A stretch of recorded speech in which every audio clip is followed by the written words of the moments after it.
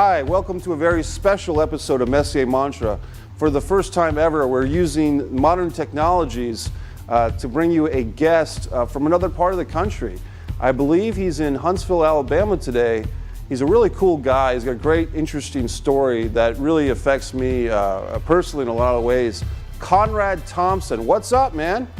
Hey, thanks for having me, man. How are you? I'm doing good, and this is really going to be fun. I want to thank our station manager, Cody Piexoto, who's brought us together here through the wonders of Skype technology, because Conrad, you're kind of an inspiration to a lot of guys doing things with media that's outside the standard, 1970s or 1980s way, just doing their own thing.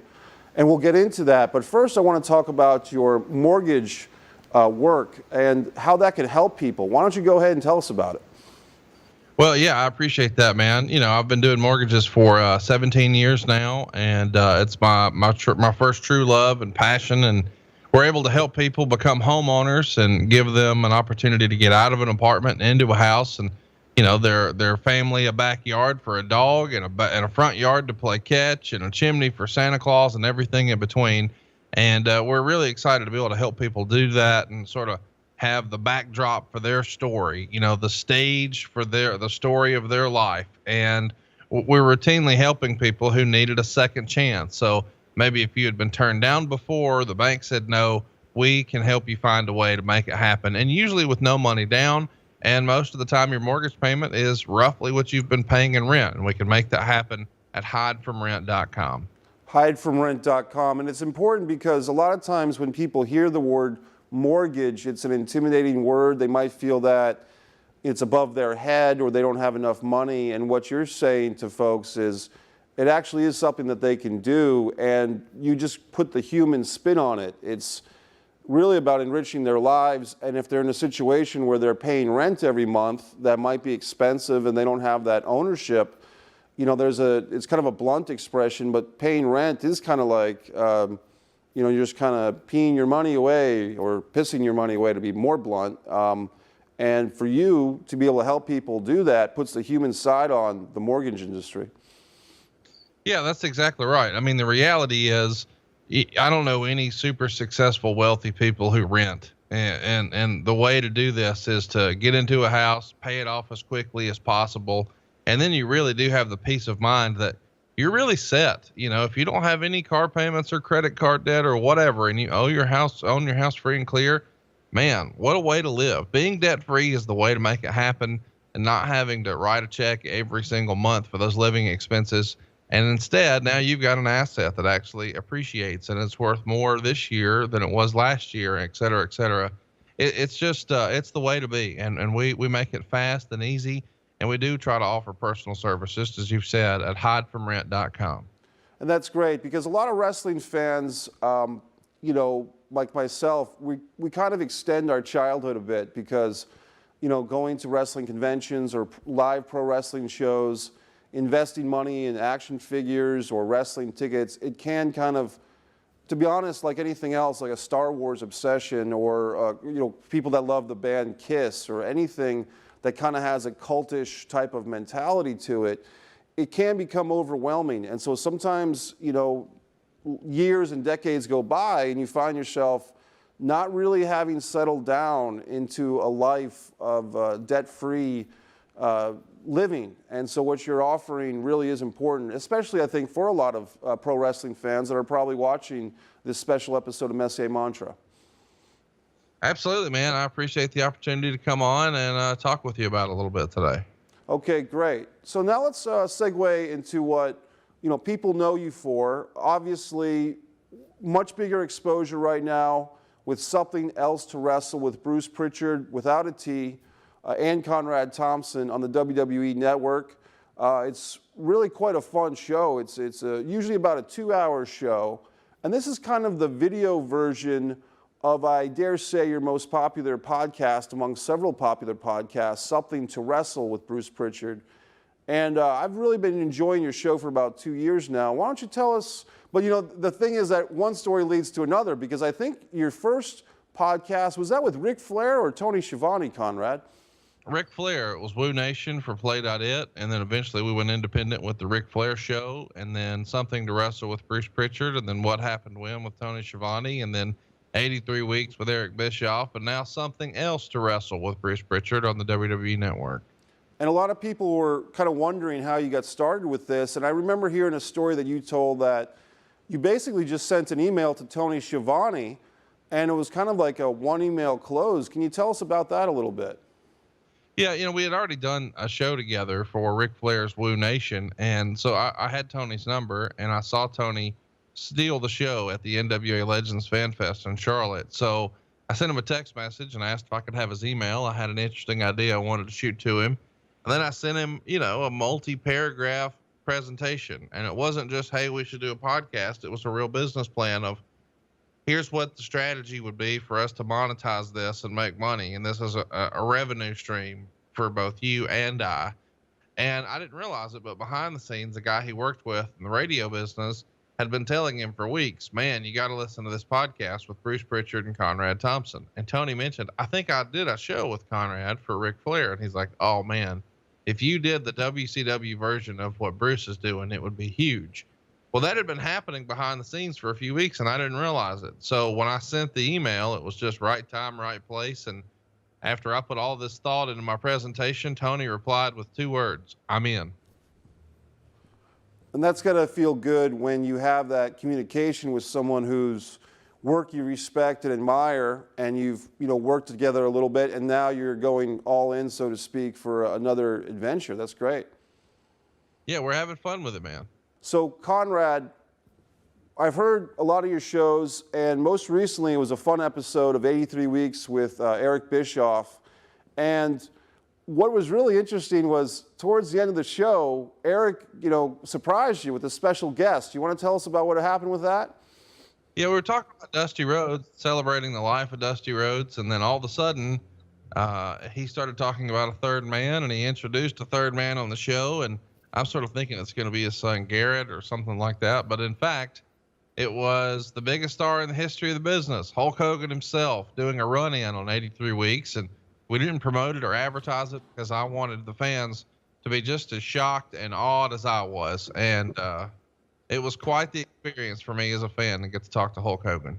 What was fun for me listening to it was just kind of, we went back to Conrad as a 12-year-old or a 15-year-old kid for a minute because we could hear the enthusiasm and the excitement of getting to speak with Hulk Hogan about Dusty Rhodes. And it's such an interesting business, and not only is professional wrestling industry interesting, but some of the modern technologies that could help and haunt people. And of course, with Hulk Hogan, we can't get away from the fact that right now he's kind of on the outs with WWE, but hopefully will be coming back, at least in my opinion.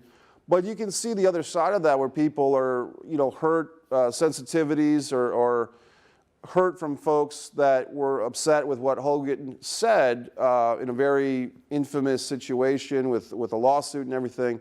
From my personal perspective, I kind of fear the day, Conrad, when all our privacy issues are up for grabs with, if we're always going to be on camera 24 hours a day and we can't say things even controversial or not the best things to say. But if we're always going to be videotaped 24 hours a day, what kind of civil liberties do we have anymore? No, you're exactly right. It is very much a gotcha society now, and with TMZ and social media, there's no real privacy any longer. And it's really interesting because the same type of things that we do love about social media, the ability to connect with people, the ability to have live time interactions, that same type of thing can snake bite you. And with Hulk's case, unfortunately for him, that's what happened and all that. But putting all that aside, I was really happy to hear Hogan talk about Dusty Rhodes, talk about the influence of the American Dream, Dusty Rhodes, on Hulk's career, because sometimes wrestling fans don't think of that as being a real case, but it was. They were working at their peaks for opposite companies, Jim Crockett Promotions and Vince McMahon's WWF at the time. So it was really cool to hear that on 83 Weeks. Thanks, man. I appreciate you checking it out. It comes out every Monday. 83weeks.com is your place to check it out, and hit the subscribe button. Leave us a review if you dig what Eric and I are putting together. One thing I like about your personal approach to your interviews, Conrad, is that you are really the advocate for the wrestling fan. You know, a lot of people like myself or other wrestling fans who maybe have had some interaction to various degrees with wrestlers, but we don't know necessarily how to get in touch with these guys. So when you're talking to Bruce Pritchard, who did the Brother Love character and also worked behind the scenes for the better part of, more than 20 years with WWE, and you're able to kind of press him on issues and really push for those hardcore answers, so to speak. For instance, the WWE ECW episode of both Something to Wrestle, the podcast, and the videocast version on the network, I thought that was really interesting because I could see your frustration that Bruce Pritchard didn't really have as much of an appreciation for the original ECW than, say, a Mike Messier or Conrad Thompson did, and you weren't shy about kind of pressing him on some issues. Yeah, I think that's what makes it fun. Every now and again, I have to put on my interrogator hat, and we do a little cross-examination. And I think that adds another element to the show, and I enjoy it, and seemingly the audience does. Maybe Bruce not so much. It's interesting that something like WWE ECW, believe it or not, I actually did kind of like the first year of it. For those that don't know, the World Wrestling Entertainment in about the 2005, 2006 era decided to bring together a third brand, so to speak. And what they used was ECW, which was this Philadelphia-based promotion that the WWE had the video rights to.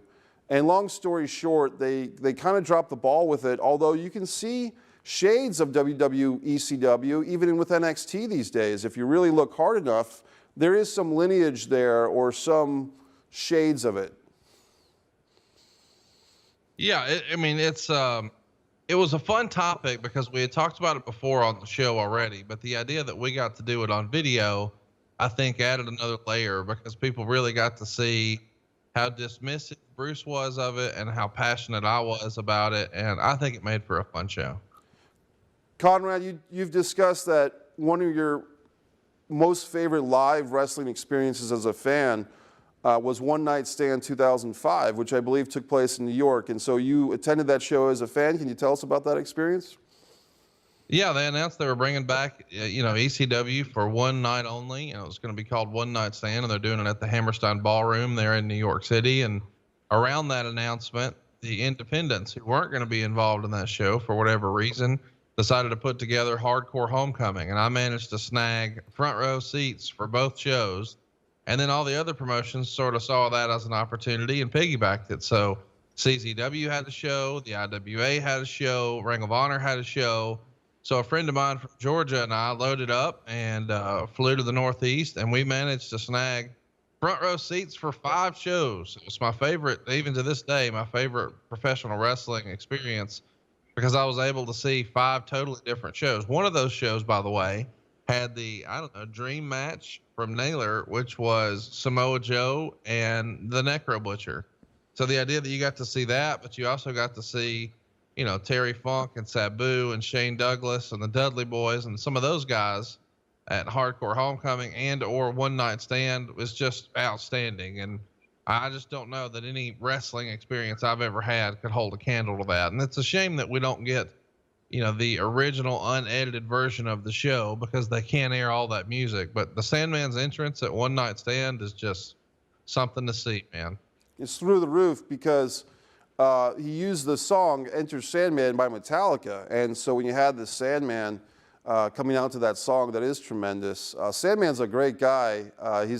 He's certainly the Sandman off camera and on camera. I was actually able to make a short film called My Sit Down with Sandman that'll be playing at the Somerville International Film Festival on July 14th. He's such a character, and that's one thing we can talk about, Conrad, is now that you're kind of working with the network and also just through your own podcasts, the amount of exposure or behind the scenes stuff with these pro wrestlers that you interact with, it certainly is interesting to go from, a fan watching TV and now you're interacting with these guys.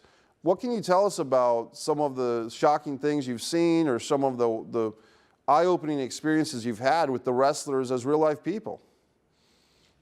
Well, just the idea that, you sort of envision these guys are one way and you assume that they just walk around that way all the time. Obviously, that's not the case. I mean, these guys have families and this is the way they provide for those families, just like you and I do through our regular traditional jobs. And, just seeing them interact sometimes with their family, you see a different side of maybe the character that we've seen on TV. And that's always yeah, an interesting dynamic because you do get a better feel for who someone really is, not necessarily the character they played on TV. And what's also, speaking of family, congratulations to yourself, because from what I understand, you'll be getting married yourself at some point this year. So congratulations on that, Conrad. Thank you very much. I appreciate it. And going back into the wrestling realm, have you ever gotten what they call heat, for something you've said or something a guest has said, where someone listening to this show, whether it's something to wrestle or something else to wrestle, has anyone really been offended by what's come up on the air, and that's been something you've had to deal with? I mean, there's been a couple of people who are pretty fired up at Tony or myself, but nobody really anywhere else. I know that Bruce may have had a falling out or two along the way, but by and large, my experience has been a good one. There's a couple of folks who maybe weren't really excited about something Tony and I did, but that's really it. What's interesting is coming up in the StarCast convention for the All In show, which is kind of promoted by Cody Rhodes, or Cody parenthesis Rhodes, as I'll call him, because legalities of over his own wrestling last name. Some really interesting things going on with that. Can you tell us about what StarCast and All In are?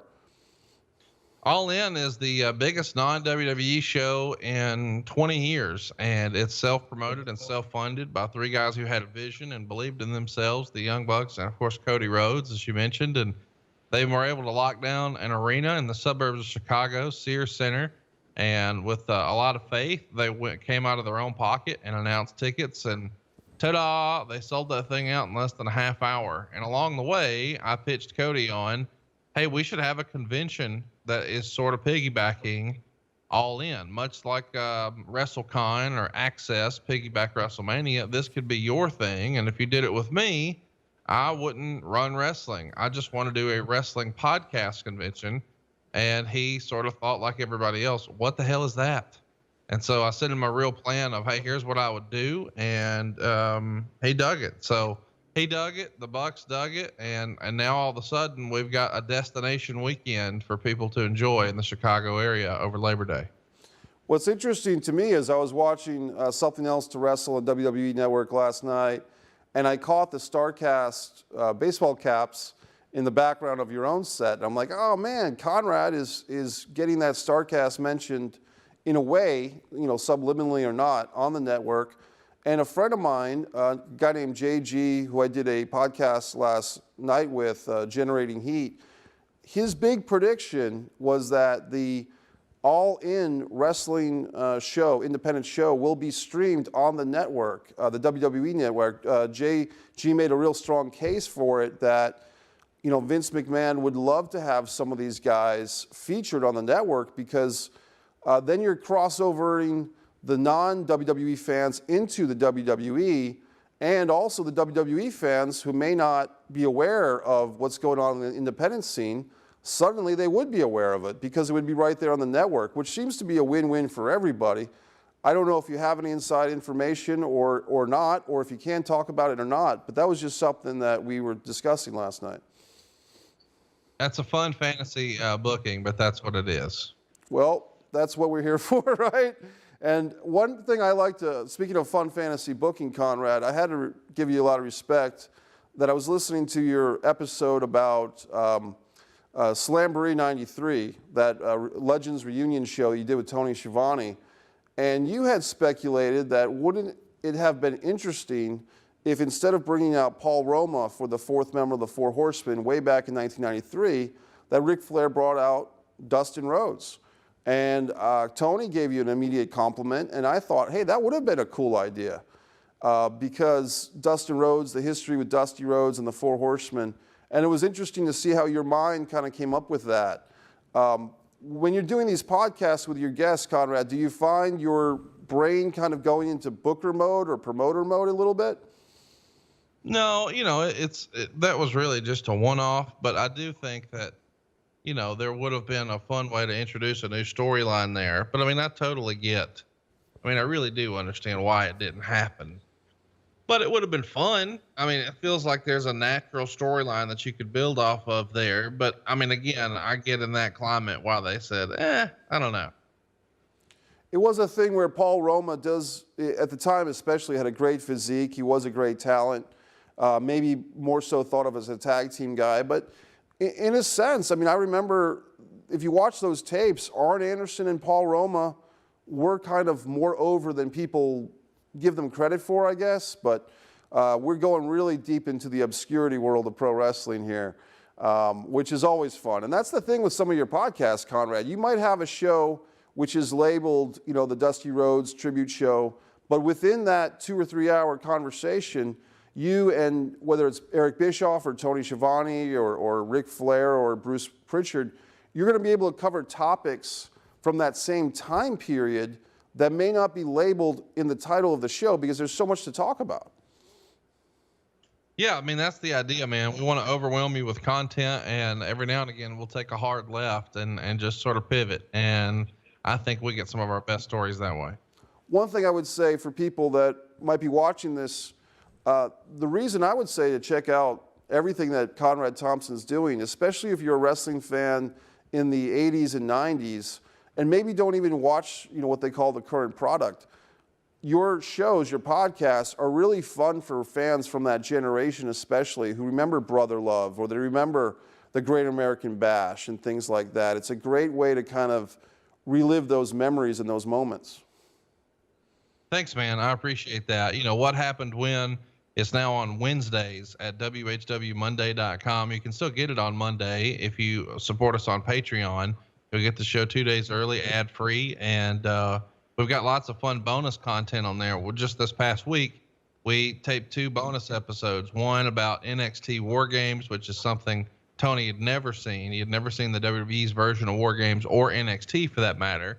And he never saw King of the Ring 2001. And most people remember that for the incredible car crash of a match, the Chicago street fight with Shane McMahon and, of course, Kurt Angle. And they go through the glass panels. And, I mean, Tony was just blown away with that show. So we're having a lot of fun with his show. And I feel like it's probably the sleeper of the 3 for sure.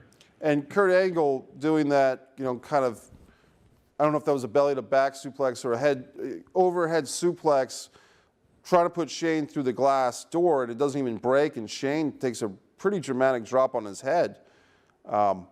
We've both seen some of these wrestlers, a Shane McMahon, but more so like a Mick Foley and Kevin Owens, guys that just take such physical abuse. Being close to some of these wrestlers, Conrad, as you are, have you noticed that some of these guys are kind of the walking injured, like they're walking around through life, but they do carry the scars of battle with them? No, you're exactly right. Usually, most of the time it's a back injury or it's a shoulder injury or a knee injury. Those are the 3 that I see most commonly. Bruce has got horrible knees and still struggles to get around every now and again.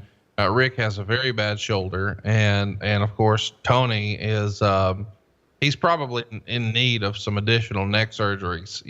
He's had a neck surgery many years ago, but he's almost sort of immobile now. Whenever Tony needs to turn his head, he has to turn his whole upper body in order to do so.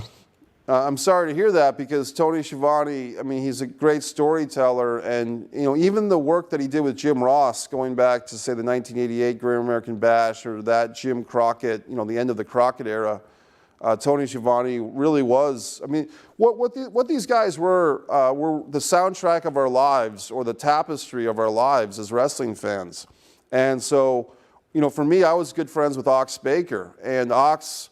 I remember when he had hip surgery, he was 1,000 times better after he had the hip surgery, or even a Kevin Nash in more recent times with his knees. I mean, it's tough as a fan sometimes to think that these guys are going through these painful procedures in a profession that really is, you know, in a lot of ways, still a violent profession for the enjoyment of us fans.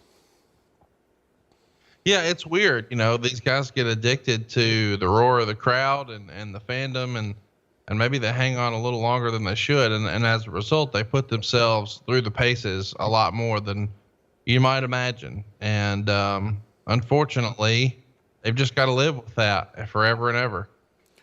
One big thing that we should mention is that this past week, as we're taping this in June, late June of 2018, Conrad, the wrestling world mourned the death of Big Van Vader, the baby bull Leon White. I was a huge fan. Were you a big fan of Vader, Conrad?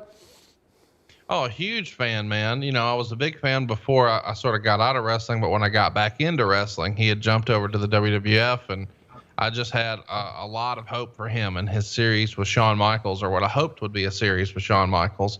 I still think their match at SummerSlam 96 is, you know, a really great match, and it could have been something obviously much bigger with Survivor Series and Royal Rumble sort of rounding out the trilogy. At least that was the original plan we've all heard about. But going back to WCW, I think he's probably the best big man in the history of the business. His stuff he did with Cactus Jack made Cactus. His stuff he did with Sting really made Sting a credible champion and got him over in a way maybe he hadn't before. And I think, you know, he is partially responsible for the resurgence of Ric Flair. You know, Rick was obviously doing well in 93, but for him to step in as a backup plan for Sid at Starrcade and then have maybe the best storytelling in a match ever. I mean, just what a great job they did telling that story that, you know, Rick was putting his life on the line, stepping in here, and he was really rolling the dice to be in there with Vader. It was something to see, man. And they had that whole Mean Gene Okerlund in the limousine with Ric Flair going, I believe it was to Charlotte. I don't think it was to Greensboro, but going to Charlotte to wrestle in the Charlotte Arena, I believe. Flair versus Vader at Starrcade 93, and Rick getting a busted tooth and having to fight, you know, with a bloodied mouth. And Vader, you know, as a fan, although we know, you know, kind of the deal with pro wrestling, when you see a guy like Vader who wrestled, you know, you could say stiff or snug, it was very believable that this was a guy you did not want to mess with. Right, I would agree. What is your earliest pro wrestling memory, Conrad? I know that Hulk Hogan was your early favorite, and then you became a big Ric Flair fan and Stone Cold Steve Austin, The Rock, but do you remember the first time that you were a little kid and you clicked on the TV and there was wrestling? Do you have that memory? WrestleMania 4 double tape VHS set, the summer of 1988. I believe I heard you tell that story. Your family was back when we had VHS rental stores, and they came across a WrestleMania 4 tape and they said, hey, little Conrad, why don't you take this for the weekend? And what did you think? What do you think of that show then as compared to now? Have your views on it changed, or do you still love it? No, it sucks. It was awful back then. But yeah, as a kid, it was the deal. It was for those that don't know, it was an elaborate 16-man or 14-man tournament, and they had the Andre Hogan they got a second round bye and a big Shabazz finish and Macho Man getting the belt. The highlight of that show was probably just the Macho Man's performance, wrestling 4 times in the course of a day, always having a different costume with the lovely Elizabeth in different outfits for each match. So that's a pretty strong memory, but like you said, looking back at it now, you know, that 20-man battle royal and some of those, you know, Magnificent Morocco versus Ted DiBiase matches maybe don't live up to, say, Kenny Omega versus Okada, you know, at some show in Japan, you know what I mean? Absolutely. Speaking of the international scene, the WWE continues to do things like NXT in Europe now. What do you think of WWE kind of reaching out their tentacles to the more international audience? I mean, I think it's great. You know, I think it's cool that WWE has finally embraced being more of a global brand, and they've certainly stretched out to where they did, you know, that special on the network from Japan, and obviously they've done a lot of stuff in England, and I'm really encouraged for what the future of wrestling looks like. It looks like we've got a whole new WWE from maybe what we had a few years ago. Just this past week, I saw that they had the New Day and the Young Bucks and Kenny Omega kind of having this video game exhibition, so to speak. And it was really interesting that you had WWE talent and non-WWE talent, although they weren't competing in a physical wrestling match. They were competing at least for, mic work and crowd approval. What did you think of that situation? I thought it was great, man. I thought it was really exciting that we were able to see something that we never thought we would see. And that's the WWE sort of working with someone who's really, really over that they don't actually own. I thought that was just a tremendous deal. It does seem like perhaps with the Triple H or Stephanie McMahon rising to prominence, and maybe even Vince McMahon, because he's smart. I mean, Vince McMahon, I was telling JG last night on Generating Heat that Beyond the Mat, that 1997 film, there's actually an alternate commentary with Terry Funk and Mick Foley. And at one point, they're watching some international wrestling during the Beyond the Mat, and Mick Foley makes mention that Vince McMahon really wasn't into the hardcore stuff that was going on in Japan at the time. And Terry Funk somewhere made a comment that he said something to the effect of, well, Mick, that Vince McMahon wants to make $1 on every single wrestling match there is. If there's a wrestling match at a high school gym somewhere, he wants to make $1 off of it. So my point in telling that story with my very wobbly Terry Funk impersonation is that if there is a wrestling match going on somewhere in the world, if there's a ring with ropes, Vince McMahon does see the business in that. Absolutely. And he wants wrestling to be his thing, much like, if you and I were to want to go blow our nose, we would say, hey, do you have a Kleenex? Or if we had a cut on our hand, we would say, hey, I need a Band-Aid. And if we were to sit down at lunch, you might say, hey, I'll take a Coke. We have sort of replaced those words, and the UFC's done a great job of this. Like, nobody says MMA in the mainstream. They say, oh, he's doing that ultimate fighting. And that's what he's trying to do, is any sort of wrestling should be WWE. That's a good point. And I know that when you guys, meaning you and Bruce, went to the network, and that wasn't that long ago. That was just 3 or 4 months ago. But I remember, Conrad, that there was some concern from hardcore something to wrestle fans like myself that going to the network for something else to wrestle, would Bruce and Conrad be compromised a little bit? Would the content of their show be compromised? And I've been watching, and I don't think it really has, because what you guys are doing on the network, you kind of have to negotiate those waters, because sometimes there are legal issues. Sometimes the WWE might have a case that was in the past, but they don't want to poke the bear, so to speak, with some type of topic that might get them into hot water. And you guys have to be respectful of that. At the same time, you have a loyal fan base like myself and others that do expect, things to fly, so to speak, as far as what you can talk about. And so it is an interesting path that you're on with something else to wrestle. A good friend of mine, Tommy DiNucci, prefers something else to wrestle because he likes seeing you guys in the studio. He likes seeing the clips brought into it. I might prefer the original podcast version just because the visuals I already have in my memory bank. You know what I mean? Like I know all the matches you guys are talking about. So is there anything you want to say about, working with the network, or how it's been kind of a new thing for you, or informational? Anything you want to say about that? No, listen, I dig the show. I think one of the fun things about the show is we're able to show things that really have never been shown before. You go back and you look at, say, our $1 Million Man episode, and you've got behind the scenes footage of them inside the jewelry store that nobody would have ever had a real reason to see. And the same thing with the Piper episode, getting to see him at the building at WrestleMania 19 or whatever it was. The idea that we had some of these behind the scene nuggets that we never really thought they'd have a reason to show. And they did the same thing with AJ Styles, unaired promos from 2001 when he had tryout matches, and Kenny Omega in developmental, and lots of little nuggets like that, Easter eggs, if you will, that really they don't have another reason to show. And I think that's part of the charm of the show.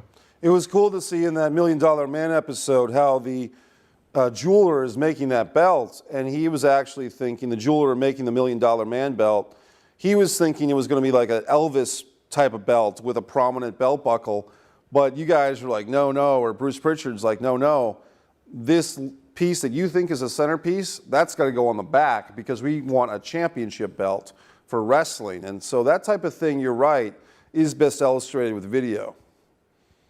Yeah, and we're hoping, that we get another chance to do it, for season 2. We had fun with season 1, and we're winding it down in a couple of weeks, and hopefully we'll get to keep the band together and do another round.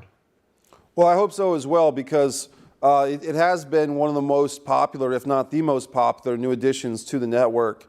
And the WWE Network is an interesting thing because you have kind of things coming and going. Legends with JBL was popular for a while. The Stone Cold Steve Austin interview show was popular, and that seemed to end after he said some things to Dean Ambrose. And so all these nuances that go on with the network. But I mean, in this day and age, Conrad, it really is about content, content, content. It really is. And that's the way WWE is sort of handling their business, is they're just trying to create as much content as possible. And it's pretty cool to see because they're able to look to sort of non-conventional concepts like something to wrestle. The idea that we were able to say, Wade Keller and Dave Meltzer and all that sort of stuff, that would have never happened a few years ago. It's interesting to mention Dave Meltzer because even Tony Schiavone had to give him some credit that although some of the content of Dave Meltzer's stuff or the fact that he has to grade matches with stars and everything, although some wrestling people might take issue with that, the fact that you have these stacks and stacks or this website with all the back issues of Dave Meltzer's Wrestling Observer, how else would we know all this stuff? How else would we have these ways to trigger our memories if not for a guy like Dave Meltzer? No, I totally agree. Dave has put in the heavy lifting and he's put in the time, and now it's a resource for the rest of us. I would love to ask you about this, is that with kind of being in a position you're at now, Conrad, that in a relatively short time, 3 or 4 or 5 years, you've gone from, a fan who collected a lot of nostalgia, but now you're a wrestling personality. And what I really enjoy is that you kind of created a niche, or maybe not created it, but you really made the Conrad Thompson style of interview, which is you're getting the most information you can out of these personalities, the Tony Schiavones, the Eric Bischoffs, the Bruce Pritchards, but sometimes their memories lag a little bit. And as you said yourself, it's not always a way of kind of getting one over on the fans or having selective memory, but sometimes they legitimately just don't remember stuff, which when you're that person on the public stage, how are you supposed to remember every little nuance and detail of what you've done? But of course, us wrestling fans do want to have those gotchas on these guys. That's interesting to me. It is, but realistically, if I was to ask you, hey, what did you do 17 years ago on this date? I mean, that's really, really hard to sort of recall. And some of those guys are better at sort of freestyling. Well, here's what I think I was doing. And other guys just like, I don't remember. And it's the idea that you can sort of push and I don't remember into a little detail here or there and sort of jog their memory that is really what we're looking for. It's interesting that, as wrestling fans, we're all sort of trying to chase that little extra thing we don't know. We might think we know it all, but we always want that extra nugget of information. And, I do another wrestling podcast, which is hashtag What Have They Done to Our Sport? And, my co-host Cole Scharf we're both kind of interested in a guy that's helped us out, meaning Cole, Vince Russo, who you've actually spoken well about yourself, but someone like Eric Bischoff may not feel so fondly about Vince Russo, and those guys are the ones that actually had to work together. When you do certain theme episodes on a particular wrestler or wrestling personality, whether it's a Vince Russo or anybody else, do you ever feel that it would be a good follow-up show to have a Vince Russo come on and speak with you and Eric, or try to bridge that gap, or is that just something that's not really in the works? Not in the works. We don't do guests on our shows. The whole Hulk Hogan thing was a one-off. It was an accident. It wasn't supposed to happen, but we're not planning to do a 3-man show or even an episode anytime soon. Now, but when you do live events, you've been known to have surprise live events. I remember that there was I believe the Barclays Center, you guys did something a couple of months ago, right after an NBA basketball game. Is that correct?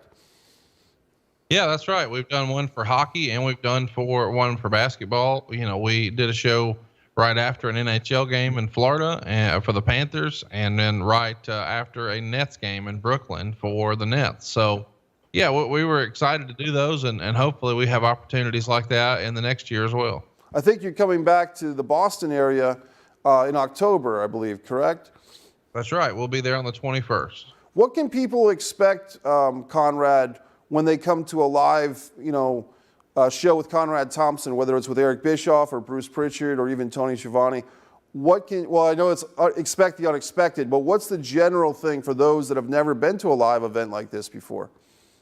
We tell the stories that we can't tell on the podcast, mostly about sex, drugs, and rock and roll. We do have visual aids there as well, and we sort of turn the tables on whoever the co-host is for me, and I allow the fans to sort of take my spot and ask questions. And at the end, we usually have some sort of a special guest run in. We don't usually advertise those names, but we'll have a third person join us, and we'll sort of beat them up a little bit and allow them the opportunity to tell some stories, and then the fans get a chance to ask them some questions as well. It's a super fast 2 hours. Time really flies when we're doing those. Conrad, this is a great interview we're having. Is there any pro wrestlers on the independent scene or the international scene that you'd like to make note of as, hey, this is the guy or this is the woman's wrestler to take note of? Is there anyone, beyond the Kenny Omegas or people like that we all know about, is there anyone kind of up and coming or maybe a new NXT signee that you'd like to send a shout out to that the wrestling fans can kind of look into as a new talent? Well, you really put me on the spot there. I probably need to think about that a little more. I know behind the scenes, I'm a huge fan of Matt Riddle. It's unfortunate that we don't see him on TV more than we actually get an opportunity to. I think anytime Teddy Hart's on TV, I wonder how long this will last. I saw him on MLW and over the weekend, and I thought, well, this is something I wasn't expecting. And I'm looking forward to MLW coming back and bringing back the Hart Foundation, because I grew up on the Hart Foundation, and the idea that we get more of that is intriguing. So they're putting together Davey Boy Jr. and Brian Pillman II and Teddy Hart for the new Hart Foundation. Something about that seems really, really interesting to me. But I think the sleeper guy, like the most entertaining guy who is really going all out right now, is PCO. And I'm hoping that he continues to sort of raise his profile. It's weird to me that a guy who's doing so much as he is right now has only got a few thousand followers on Twitter. I just don't think enough people have really seen the skits and the things he's putting together. He's one of the most fun follows in wrestling for sure. Say that name again for us.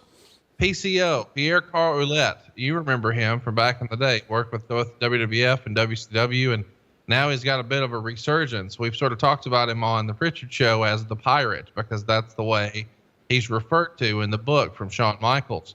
But the character he's putting forth right now and the stuff he's doing is really, to me, the most underrated stuff out there. It's very reminiscent of some over-the-top broken Matt Hardy the first time we saw it.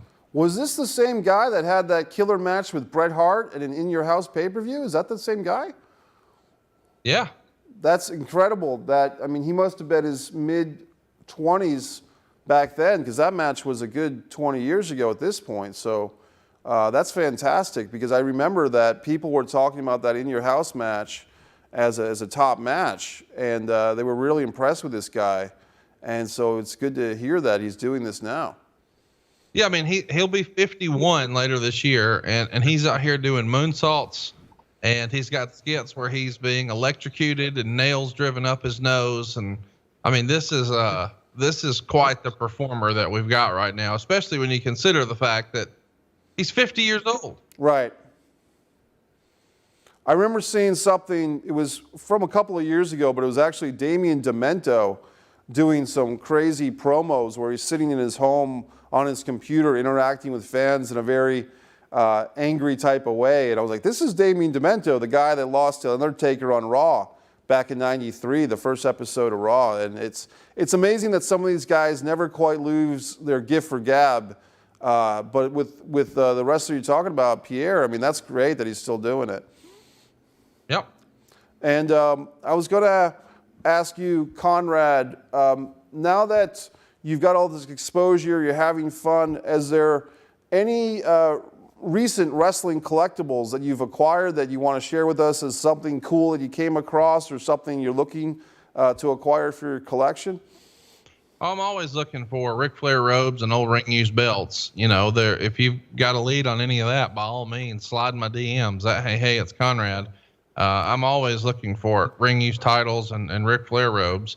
Those are probably the two primary things that I collect. But if you've got anything fun, from the good old days, whether it's Macho Man or Dusty Rhodes or anybody in between, I'm probably interested. So yeah, I would love to use this as an opportunity to tell everybody that, hey, I'm collecting. And I'm a cash buyer. I've got a Taz versus Sabu photograph that I took at Barely Legal. I'll just send you a copy as a special thanks for being on the Messier Mantra, because I happened to be there for that match as a young guy, Barely Legal. And what a great show that was. And just to know that there was only about 1,100 people in the room for that thing, because it was at the ECW arena, the bingo hall, so to speak, in Philly. And what a night that was for me. Yeah, it's what I did for my senior trip, man. The idea that I got to go to the ECW arena was just something that I'll never forget. There's a lot of times when we see something big, and we're like, man, I really wish I could have been there to see that. And I was able to be there for an ECW show in early 1999. It's just maybe one of my favorite wrestling memories ever. What was the main event on that? Was it like a Jerry Lynn, Just Incredible match, or do you recall? Yeah, I do. It was CyberSlam 99. It was in April of 99, and it was a cage match where you had the Dudleys taking on Tommy Dreamer and New Jack. And I mean, it was one of those blood everywhere type of deals. And, that's exactly what I wanted, man. When they played Natural Born Killers, it was the coolest thing ever. One thing that I didn't get to talk about too much was, on the Messier Mantra, I've had pro wrestling manager DJ Haven and also kind of his alter ego, film producer David Gear on this show. And I'd be remiss to ask you, is there any pro wrestling movies that you've enjoyed, like movies with a wrestling theme or a wrestler in a movie as an actor? Is there any movies that you'd like to mention that you enjoy, Conrad? No Holds Barred is the greatest wrestling movie of all time, and it's not debatable. My father took me to see that movie kind of as a surprise. He picked me up from school one day, and we go to see No Holds Barred, and I was surprised that my dad wanted to see it because that's how much over Hulk Hogan was at the time. That Hulk Hogan was over to the point that a father would take his son to see that movie, and Stan Hansen in that movie, and really a kind of a wild ride in that thing. I wasn't a biggest fan of the Zeus as a wrestling persona coming out of that thing, but it was still a good movie. Absolutely, and it still stands up to me. Is there a favorite pay-per-view that you have in your wrestling memories? Maybe not just a one-night stand, but something, let's say, that you watched from the television side of things, growing up or even in more adult years, Conrad? Is there a what now? Favorite pay-per-view show, like a favorite 3-hour, either WWE or WCW or ECW pay-per-view that maybe you didn't watch in person, like the one-night stand, but just watching from the side of the TV set. You know what I mean? I wore out WrestleMania 5 and WrestleMania 6, and then later Royal Rumble 92, and eventually Royal Rumble 97. Those are probably the 4 shows that jump out to me the most. And I really enjoyed SummerSlam 1992, where you had, not 1992, but 1990 as well, when you had Earthquake and Hulk Hogan, and you had Rick Rude and the Ultimate Warrior in a steel cage. That was great stuff. Real quick, how is Ric Flair doing now? Rick, his influence on a lot of people, but just as an entertaining guy, you have a very close personal relationship with him, but how is Rick's body doing and the medical things? How's he doing right now? He's great, man. We've had a lot of good luck with him in recent months, and he's great. He couldn't be better. Well, I'm glad to hear that, because a couple years ago, people were worried about him. He had some medical stuff, and I actually felt that Rick was going to be okay, because this is a guy who lived through a plane crash and all these different things. So I'm glad to hear that. At this time, I want to ask you, we got about a minute left, and I'm putting you on the spot again, but Messier Mantra is not complete without the guest sharing a personal mantra, motivation, a quote. Is there a mantra from Conrad Thompson on this special episode of Messier Mantra? Well, I'll tell you, when I was a young guy, I asked a very successful man, hey, what can I do to wind up where you are? And he thought for a minute and he said, before you make any major decision, ask yourself two things. Number one, what's the worst thing that could happen if I did it? And number two, if that happened, could I live with it? And then act accordingly. And I've been able to do that through my entire career and just adult life. It has really helped me sort of make the right decisions. So I guess that's probably it. Ask yourself, whenever you're on the fence about something, should I or shouldn't I? Well, A, what's the worst thing that could happen? And B, if it does, can I live with it? Then you mitigate the risk and you really put in perspective whether or not this is a big deal and something you should be stressing out about to begin with. So that's probably it. It served me well in business and in my personal life, so I would recommend it. Conrad Thompson, this has been a pleasure. Thanks again to our station manager, Cody Piexto, for putting together the technologies of Skype. Conrad Thompson, hey, it's Conrad. Thank you for your work with the pro wrestling world, and best to you in your life and marriage this coming year. Congratulations. Thanks, man. I appreciate the opportunity to come on and talk a little wrestling with you. Thank you. Thanks for watching this episode of Messier Mantra.